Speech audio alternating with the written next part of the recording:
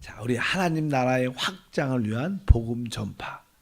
이 복음 전파는 첫 번째 시간에 네 방향이 있다. 첫 번째는 우리가 가서 사람을 얻는 것이다.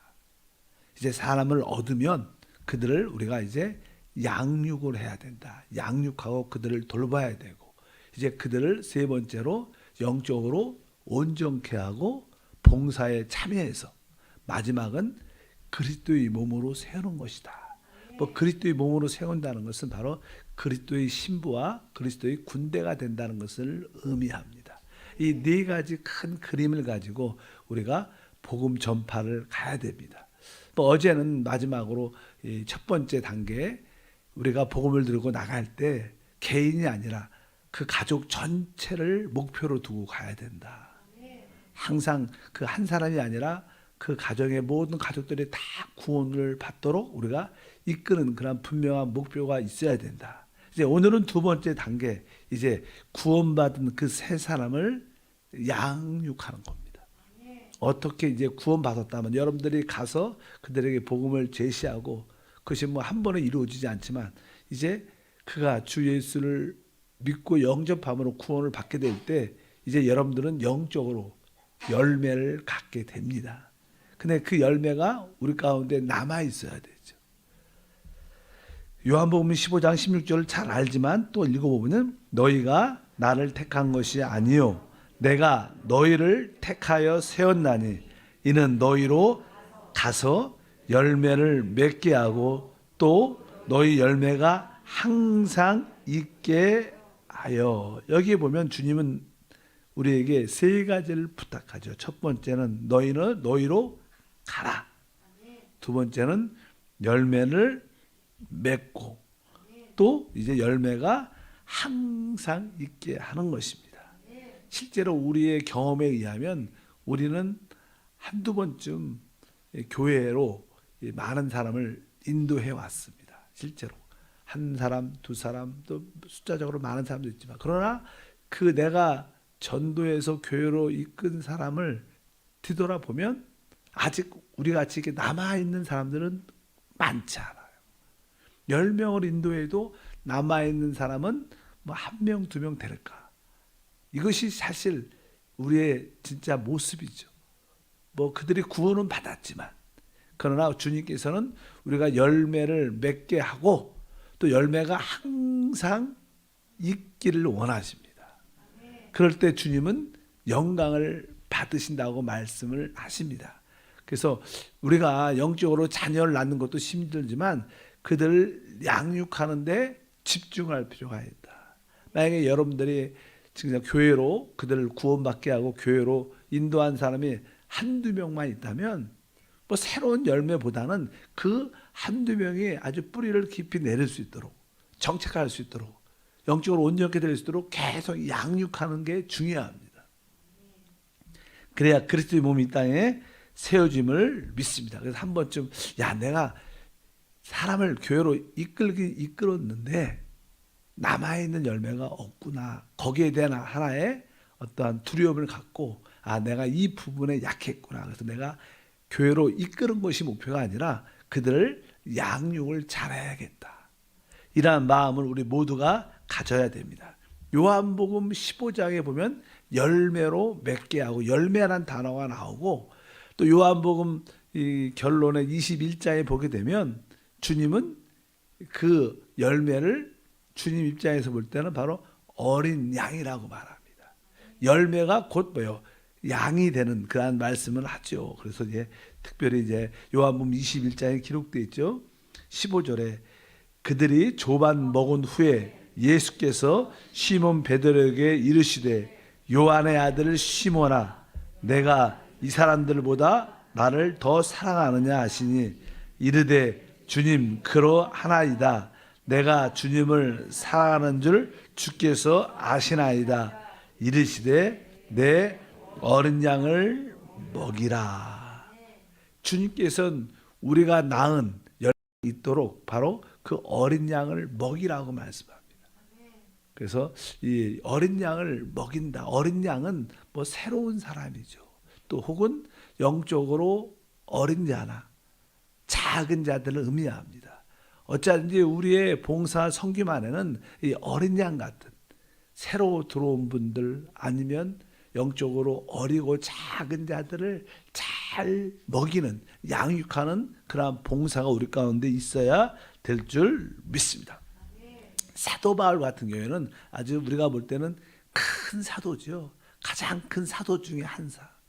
신약 성경을 반 이상 기록한 하나님과 한 영으로 살았던 사람인데 그 역시 복음을 전하여 구원받은 사람이 있다면 진짜 그 어린 양을 먹이는 그 어린 아이를 키우는 엄마처럼 유모 같은 그런 마음으로 성경은 이렇게 기록합니다. 데살로니가전서 2장 7절에 우리는 그리스도의 사도로서 마땅히 건의를 주장할 수 있으나 도리어 너희 가운데 유순한 자가 되어 유모가 자기 자녀를 기름과 같이 하였으니 뭐 유모라는 것은 다른 것이 아니라 자식을 키우는 엄마를 말하죠. 자식을 낳고 자식을 키우는 엄마와 같이 어떻게 아주 유수는 자에게 자녀를 키우는 처럼 자녀를 기름같이 하였다고 말씀을 사도 바울은 그렇게 고백합니다. 사도 바울은 이 구원받은 새로운 사람들에 대해서는 아주 자식을 낳은 엄마처럼 아주 사랑스럽게 그들을 돌보고 보호하고 지킨 것을 알 수 있습니다. 이것이 우리 마지막 시대에 교회에서 필요한 것 중에 하나입니다. 우리가 주님의 다시 오심을 준비하려면 무엇을 해야 되는가? 뭐 많은 것들도 있겠지만 진짜 중요한 것은 그래도 우리는 복음을 전해야 되죠. 복음을 전해서 한두 사람을 우리가 얻었다면 그들을 오늘 말씀에 있는 것처럼 유수는 자가 돼서 그들을 잘 양육하는 보호하고 지키는 이렇게 말씀합니다. 여기 보면 유모가 자기 자녀를 기른과 같이 했다. 뭐 자녀를 키운다, 자녀를 기른다고 표현하죠. 기른다는 것은 이렇게 보호하고 잘 먹이고 지켜준다는 뜻입니다. 이 엄마들은 자기 자녀에 대해서 이렇게 아주 부드럽게 아주 이렇게 안고 돌보지요. 모든 엄마들은 다 아이에 대해서는 그렇습니다. 그 아이가 운다 그러면 뭐 당연하게 뭐 아이가 어린데 너 왜 울어? 이렇게 안 하죠. 저 크면 좀 그럴지 모르겠지만 어린아이한테는 울면 이렇게 가서 이렇게 안아주면서 왜 우니 이렇게 달래주죠. 그리고 왜 우는지 배가 고픈 건지 뭐 똥을 싼 건지 오줌을 싼 건지 아픈 건지 이렇게 그냥 잘 모를 때도 있죠. 이렇게 아이를 사랑스럽게 안아주면 아, 이 아이가 이런 아픔과 어려움이 있구나. 그것을 깨닫고 그를 지킬 수 있고 돌볼 수 있습니다. 어쩌든지 그런 마음으로 아이를 키우는 엄마들 보면 한 2년 동안은요 모든 것을 올인합니다. 올인 진짜 시간도 어느 때는 그냥 밤에 잠도 잘 못 자죠. 아이가 안 자니까 항상 그런 마음으로 돌보는 태도가 진짜 중요합니다. 한 영혼을 얻는 것이 그렇게 쉽지 않다는 것을 우리가 알 수 있습니다. 어쩌든지 우리가 그런 모습을 우리가 가져야 된다. 일단 기본적인 마음이 야 이제 나를 통해서 구원받은 사람이 생겼다면 내가 이 사람을 잘 양육해야겠다. 진짜 잘 돌보고 잘 보호하고 끝까지 쓸 수 있도록 지켜줘야겠다. 이런 뜨거운 마음이 있어야 돼요. 여러분들이 그런 마음이 꼭 있길 바랍니다. 그래서 여러분 교회 안에 여러분들이 늘 한 사람이나 많으면 두 사람 정도 이렇게 돌보는 사람이 있다면 여러분들은 최고의 축복이죠. 실제로 이 경험상 내가 돌보는 그러한 영혼이 있다면 진짜 우리 안에는 주님이 주시는 기쁨으로 충만하고요. 교회 오는 게 행복하고 누림이 진짜 있습니다.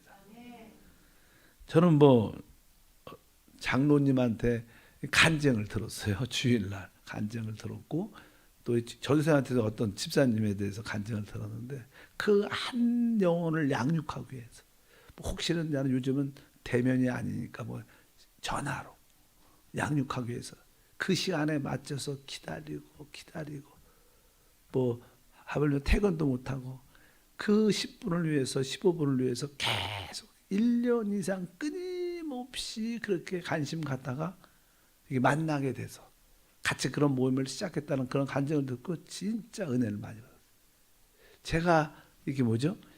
이런 말씀을 전하는 답이 거기 있는 거죠.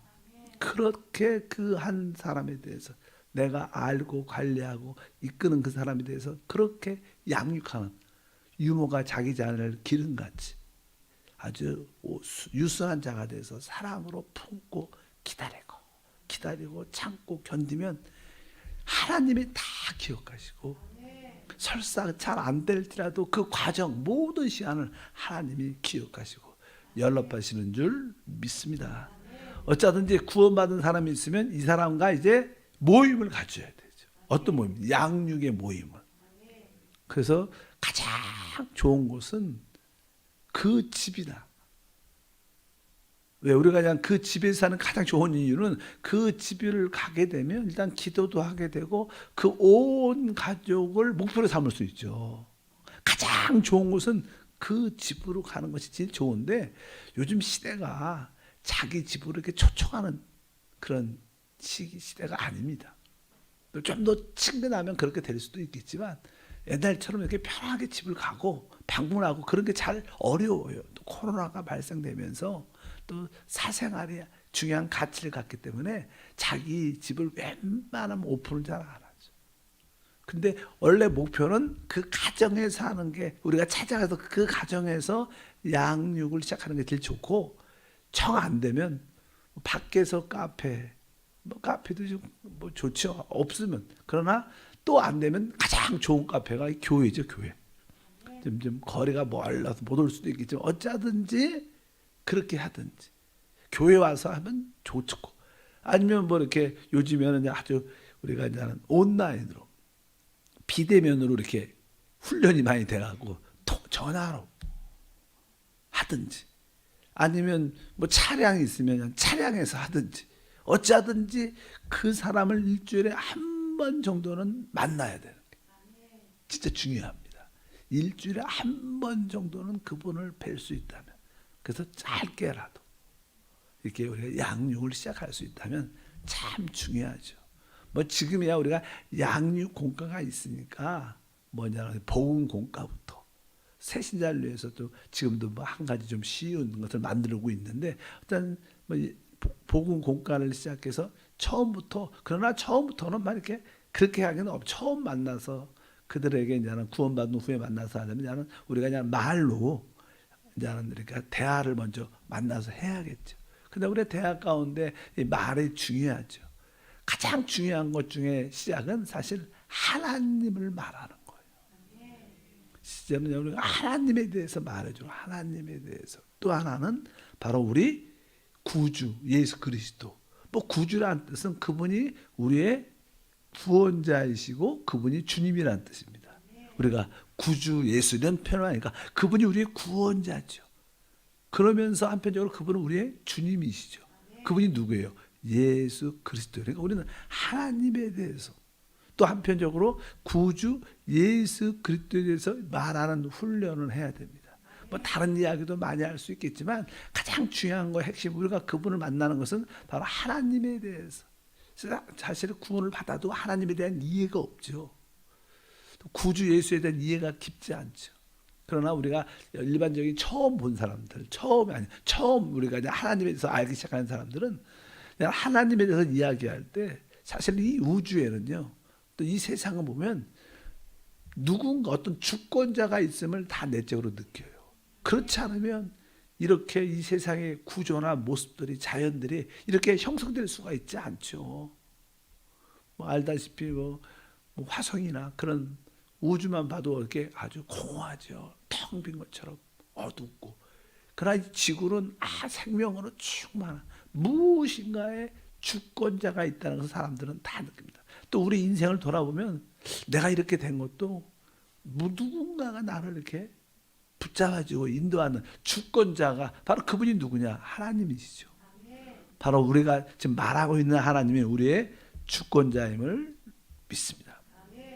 무엇보다도 이 구원받은 사람에 대해서 우리가 이번에 침례를 받았잖아. 침례도 받고 구원받은 사람이 있다면 우리는 그 사람들을 이렇게 만날 때마다 나는 이 성도님이 구원받은 게 너무 진짜 기쁘고 행복합니다. 이런 긍정적인 말을 좀 많이 해줘야 돼요. 우리가 셋이서 만나고 이렇게 기쁘게, 우리 아이들도 처음 만나면 너 이쁘게 생겼다 이렇게 안아주지 않아요? 이쁘게 생겼다고 말 잘하는 것처럼 이 사람들에게 긍정적인 기쁨의 말을 하는 것을 훈련해야 돼요. 그래서 난 이번에 당신 주 예수 믿고 구원받을 때 나는 진짜 기쁘다. 내가 행복한데 왜 이렇게 행복한지 모르겠다. 당신 볼 때보다 기쁘다. 얼마나 하나님 기뻐하겠냐. 그러면 그분도 마음에 이렇게 업돼 갖고 아주 나도 기뻐요. 어쩌든지 우리가 그들과 대화할 때 아주 긍정적인 그런 태도로 말하는 것을 훈련할 필요가 있습니다. 그들에게 좀 안 좋은 모습이 있어도 그런 얘기할 필요 없이 그들의 마음을 업될 수 있도록 우리가 말하는 태도도 중요하고, 어쩌든지 하나님에 대해서 말을 해야 돼요. 그래서 이러한 어떤 진리를 말할 때는 우리가 보통 진리를 말할 때는 이 객관적인 진리가 있죠. 객관적인 진리, 기록되고 말씀, 진리의 말씀. 그러나 우리는 또 주관적인 체험이 또 있어요. 그래서 우리가 우리의 핵심 중에 하나는 바로 우리 내적인, 우리 안에 영접된, 우리 안에 계시는 그 하나님을 느끼도록 도와주는 겁니다. 근데 너무 이렇게 주관적인 체험, 하나님이 우리 안에 계시지 않느냐, 이런 너무 주관적인 체험을 말하면 객관적인 진리에 대한 이해가 없으면 혼돈 가운데 있게 돼요. 그래서 가장 기본적인 것은 우리가 알다시피 우리 하나님은 성경 말씀을 통해서 하나님은 여기 봐라 영이시다. 우리가 뭐 그런 영에 대한 말을 많이 하죠. 뭐 성령으로 난 것만 영이고 하나님은 영이시고 예배하는 자가 영과 진리로 예배하라. 또 성령이 우리의 영과 더불어 우리가 하나님의 자녀임을 증거한다. 그래서 먼저 기록된 하나님 말씀을 가지고 우리 하나님은 영이시다. 이분이 바로 우리 하나님이시고 성령이시다. 바로 우리는 이분을 영접받고 이분을 믿었다는 것은 그분을 우리 안으로 받아들였는데 우리에게도 그 성령이 우리를 영을 거듭나게 했다. 그래서 이게 하나님 말씀을 먼저 제시하고 그리고 나서 우리에게 거듭난 영이 있고 그 거듭난 영 안에 성령이 와 계신다. 그래서 우리 안에 계신 그 성령을 우리가 체험적으로 느낄 수 있다. 이렇게 먼저 객관적인 말씀을 먼저 제시한 다음에 주관적인 체험을 이끄는 게 필요합니다. 그냥 그 말씀도 없이 하나님 우리 안에 계시다니까 느껴보라고 막 이렇게 하면 헷갈려. 자기의 느낌을 가질 수도 있으니까 기본적인 그런 자세가 우리 가운데 필요한 것을 우리가 알아야 될 줄 믿습니다. 어쩌든지 우리는 하나님에 대해서 말을 제대로 해줘야 돼. 이 우주에 무엇인가의 주권자가 있을 거라는 생각은 모든 사람들이 다 갖습니다. 그리고 사람은 이 안에 우리가 어떤 사람을 해하라고 할 때 아주 남들에게 아주 어려움을 주려고 나쁜 짓이죠. 나쁜 일을 이렇게 뭐 하나 할 때 우리 안에는 너 그거 하면 안 된다. 그것은 옳지 않다. 그것을 하지 말라. 이러한 내적인 음성이 있어요. 다. 왜? 그것은 양심이라는 거죠. 그래서 항상 우리가 하나님을 의식하려면 사람들에게 좋은 방법 중에 하나는 이 내적인 양심이 있다는 것을 느낄 수 있도록 도와주는 거예요.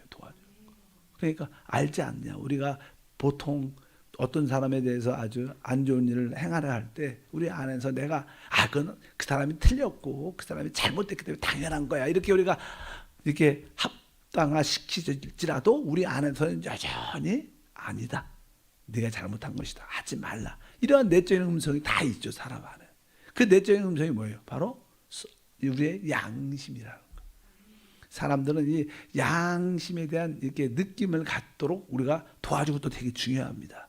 왜? 이 양심은 영의 한 부분이라 그랬어요. 영의 한 부분. 그래서 영으로 돌이킬 수 있는 내 안에 계신 성령의 음성을 들을 수 있는 기초가 돼요. 양심. 그래서 양심에 대한 느낌을 갖도록 우리가 도와주는 것이 그들이 하나님과 양심에 대한 체험을 갖도록 도와주는 것이다. 그러면서 우리는 적어도 하나님에 대해서도 기본적으로 간단한 이해를 갖게 하고 그 다음에 양심, 또 중요한 것은 이제 결국 뭡니까? 죄라죠. 죄라는 것을 이제 우리가 말을 해야 되는데 죄라는 단어는 사람들이 좋아하지 않아요. 그래서 당신은 죄인이에요. 그러면 얘기 듣다가도 그냥 일어나서 갑니다. 이런 소리를 절대로 이렇게 죄인이라는 말을 직접적으로 얘기를 하면 안 돼요. 사실 나는 죄우는 다 죄인이죠. 근데 그냥 죄인이라는 것은 당신은 죄인이야 이렇게 말하면 안 되죠. 뭐 저도 당신도 우리는 다 죄인입니다. 항상 자기를 말하는 자기를 넣어야 돼요. 우리라는 단어를 쓰든지. 실제로 그냥 죄라는 말을 꺼낼 때도요. 그냥 우리 경험을 이야기해. 나 같은 경우에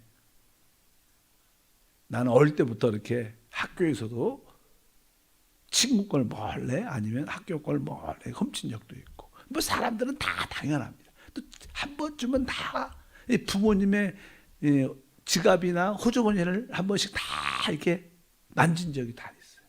만지기만 하면 다행이지. 이게 뭘 돈을 빼온 적도 다 있죠. 무엇인가를 다 이렇게 또 결혼을 했는데 어느 경우는 부인 걸 만지든가 남편 것도 만진 적도 실수 있죠. 사람은 다 그런 경우. 나는 뭐 학생 때도 어릴 때도 이렇게 남의 것을 훔쳤었습니다. 그러면 사실 그냥 그분도 그걸 경험이 다 있죠. 그러니까 직접 당신이 뭐 남 훔쳤냐 이렇게 말하는 것보다 내 경험을 이야기하는 게 훨씬 낫죠. 우리가 또 부모에 대해서도 우리는 부모님을 사랑하지만 그렇게 부모님을 사랑하고 존경하는 마음도 있지만 금방 또 이렇게 돌아서서 부모님께 언성을 높이고 짜증내는 그런 말투들 이런 것들도 하나의 죄. 사람들은 다 그런 모습을 다 갖고 있습니다. 그럴 때 이제 본인들이 자연스럽게 한 번쯤은 이런 이야기를 듣다 보면 바로 듣는 사람도 자기 이야기가 아니고 내 이야기지만 사실은 그 사람 이야기죠. 우리 이야기. 그럴 때마다 하나님 앞에 그러니까 당신은 이제 자백해야 된다. 회개해야 된다. 이렇게 말하면 안 돼요. 내가 먼저 자백해야 돼. 하나님 나는 어릴 때도 많은 것을 훔쳤고 부모님에 대한 항상 이렇게 안 좋은 태도로서 죄도 많이 졌고 이렇게 내가 그런 마음을 이렇게 하면 이 사람도 그런 마음으로 따라할 수 있는 분위기. 이 자백하는 게 되게 중요하죠. 죄라는 것을 아까 하나님과 양심에 대해서 인식을 갖고 이제 내가 그것을 나도 이런 훔쳤고 나도 이런 죄인이구나 이런 느끼고 그것을 자백할 때 그 자백을 했다면 이제 하나님의 용서를 말해줘야 돼. 우리가 뭐 죄를 알게 하는 죄를 드러나는 게 문제가 아니라 내가 죄인인 것을 알고 내가 그것을 자백했을 때 하나님의 그 큰 사랑으로 우리를 용서한다. 용서하셨다는 그 확신을 가장 초기에 구원받은 사람이 있으면 심어줘야 됩니다. 그 다음부터 우리가 그냥 하나님의 양육국가로 시작하지만 그 전에 대화를 통해서 하나님에 대해서 이 우주의 주권자, 나의 주권자, 이 세상의 주권자가 있음을 알고 또 한편적으로 양심에 대한 느낌 또 우리가 죄인인 것을 스스로 이렇게 느낄 수 있도록 그리고 그것을 하나님께 자백할 때 하나님께서 우리의 모든 것을 용서했다는 확신을 이렇게 심어주면 이런 거에 대해서 기본적으로 확신하게 심어줘.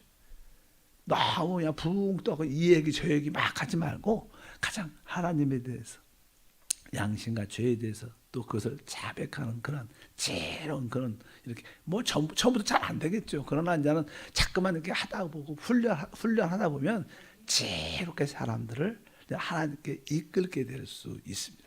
그럴 때 하나님 말씀을 통해서 우리 안에서 역사하시는 그 하나님을 주관적으로 체험할 수 있도록 도와주면 진짜 그 신앙생활에 은혜와 축복이 함께할 줄 믿습니다. 일단 이것이냐는 양육의 첫 번째 시작입니다. 이 구원받은 사람은 이제 구원을 받아도 우리가 사실 구원은 뭐예요? 주 예수를 부르면 구원받아요. 뭐 주 이름 부르면 구원받죠. 예수라는 단어 자체가 구원이라는 뜻이 있어요. 우리가 예수 이렇게 부르면 이미 주 예수 부르면 이미 주님이 사도 바울 같은 경우에도 그냥 다메섹을 향하여 잡으러 막 가는데 하늘에 빛이 비쳐서 땅에 엎드러졌어요. 그래서 이제는 사울아 사울아 왜 나를 핍박하느냐. 그럴 때 사울이 뭐하냐. 주여 당신이 누구십니까? 이게 주여 이렇게 불렀으면 구원받는 거예요. 우리가 그분을 부르면 구원받는 거예요. 구원은 은혜에 속하니까 구원은 은혜로 받는 겁니다.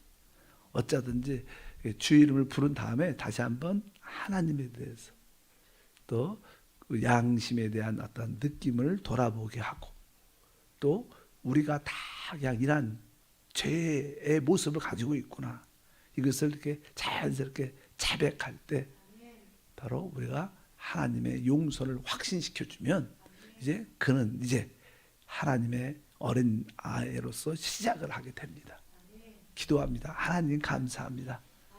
먼저 우리가 가서 사람을 얻게 하소서. 가서 그들로 하여금 구원받게 하고 이제 구원받은 그 사람을 잘 유순한 자가 되어 유모가 자기의 자녀를 기름같이 그러한 마음으로 돌보고 먹이고 세울 수 있도록 은혜를 더하여 주옵소서. 우리 새벽에 귀한 일꾼들 한두 사람을 양육할 수 있도록 하나님 그러한 영혼들을 붙여주시고 만나게 도와 주옵소서. 주 예수 이름으로 기도함나이다. 아멘. 하늘에 계신 우리 아버지여, 이름이 거룩히 여김을 받으시오며 나라가 임하시오며 뜻이 하늘에서 이루어진 것 같이 땅에서도 이루어지리라. 오늘 우리에게 일용할 양식을 주시옵고 우리가 우리에게 죄 지은 자를 사하여 준 것 같이 우리 죄를 사하여 주시옵고 우리를 시험에 들게 하지 마시옵고 다만 악에서 구하시옵소서. 나라와 권세와 영광이 아버지께 영원히 싸움나이다. 아멘. 자, 하나님을